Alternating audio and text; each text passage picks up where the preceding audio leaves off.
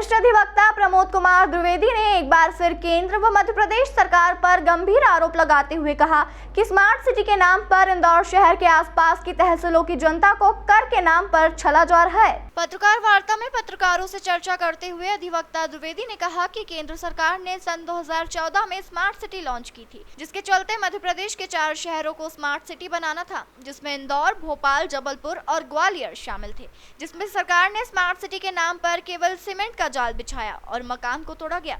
इसके साथ ही smart city के नाम पर शहर के प्रमुख स्थान का सौंदर्यीकरण कर, संपत्ति कर व अन्य करों से शहर की जनता को छला गया। वहीं शहर से लगी आसपास की तहसीलों में भी करों की जमकर वसूली की गई, जबकि स्मार्ट सिटी में पुरानी धरोहरों को संजो कर रखा जाता है, जैसे कि भोपाल में हुआ, जहां पुरानी भोपाल को छोड़कर नई भोपाल में स्मार्ट सिटी का विकास किया गया।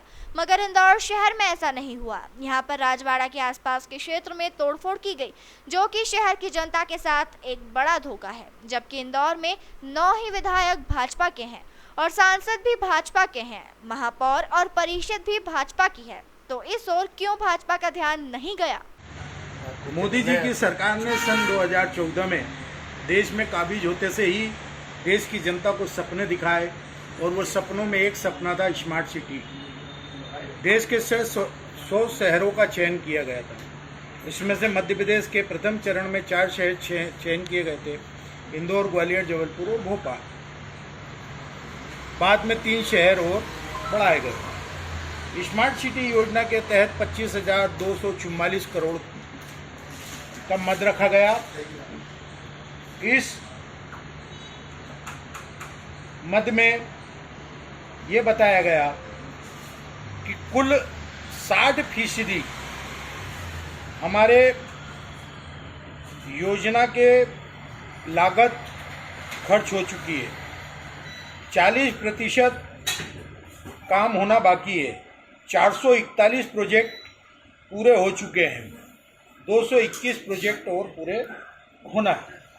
अब इस योजना के नाम पर किस तरीके से आम जनता को छला गया, करों के दायरे में राज्य सरकार ने, केंद्र सरकार ने और नगरीय निकायों ने रोंदा।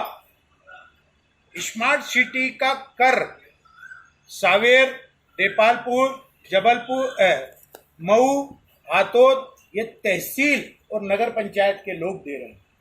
जो स्टाम्प ड्यूटी 1% नगर निगम कर के रूप में लगती थी, वो 3% हो गई। गांवों को छोड़ दिया जाए तो शहरी क्षेत्र, नगर पंचायत क्षेत्र, नगर पालिका के क्षेत्र आदि सब में लगने लगी।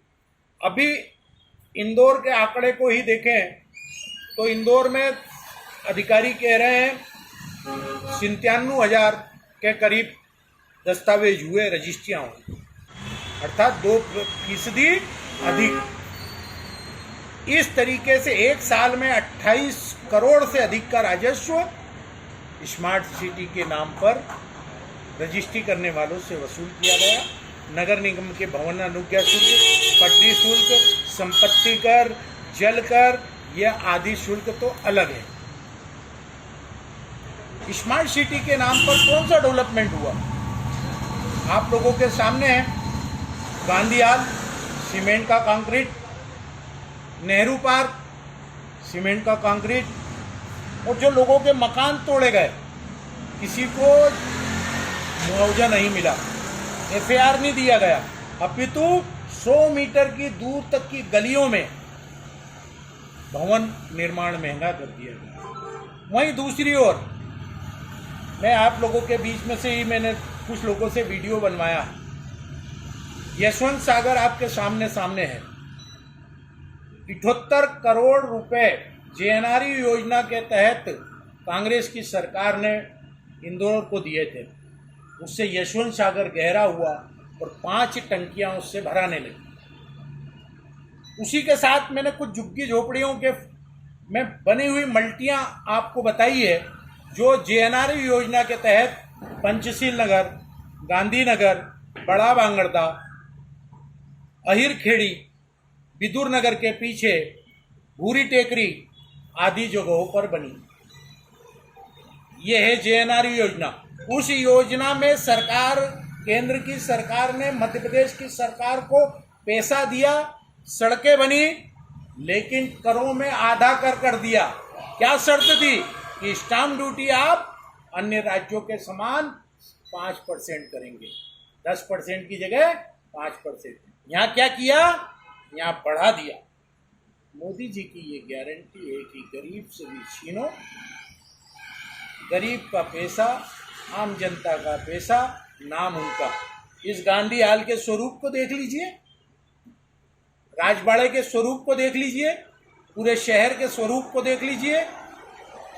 और वहीं बड़े गणपति से अन्नपूर्णा मंदिर के कोने तक, मऊ नाके से सीधे बाबा रंजीत हनुमान मंदिर के आगे कोने तक, ये बुक बांड योजना की सड़कें थी। और स्मार्ट सिटी की सड़क कौन सी है? बड़ा गणपति से राजवाड़ा, राजवाड़े से आगे बढ़ेंगे सुभाष चौक, एमजी रोड, उसके बाद अभी स्टॉप। ये है स्मार्ट सिटी योजना। स्मार्ट सिटी के नाम पर अगर इंदौर को स्मार्ट बनाना है तो उसका दंड हाथोद भुगत रहा है, गोपालपुर भुगत रहा है, सावेर भुगत रहा है, मऊ गांव की नगर पंचायत भुगत रही है। यानी आसपास की जितनी नगर पालिकाएं हैं, नगर पंचायतें, वहाँ के निवासियों को कर देना पड़ रहा है, और वो कर रजिस्ट्री के रूप में देना पड़ रहा है। 2% अतिरिक्त स्टाम्प, संपत्ति कर, और ये सारे अलग विषय है, वो इंदौर के लोगों को लगते हैं। इस प्रकार से हमारा पैसा हम पर चाबुक, और हम ही दवा लगा रहे हैं।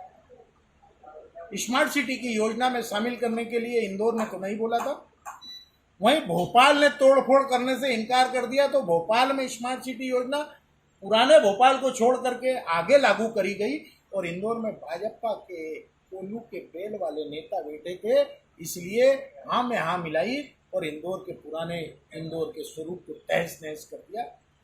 भविष्य में अगर आपको कोई निर्माण कार्य करना है तो आगे की सोचना पड़ती है, पीछे वालों को उसके लिए प्रताड़ित न किया जाए। ये होती है स्मार्ट सिटी योजना जो भोपाल के लोगों ने बताई। उन्होंने भोपाल के बाहरी क्षेत्रों में स्मार्ट सिटी योजना लागू की। इंदौर के सांसद से मेरा सवाल है, इंदौर के 9 विधायकों से मेरा सवाल है, इंदौर के पार्षद महापौरों से मेरा सवाल है कि स्मार्ट सिटी के नाम पर दंड हाथोद, सावेर आदि तहसील के नगर पंचायत क्यों रुकते हैं?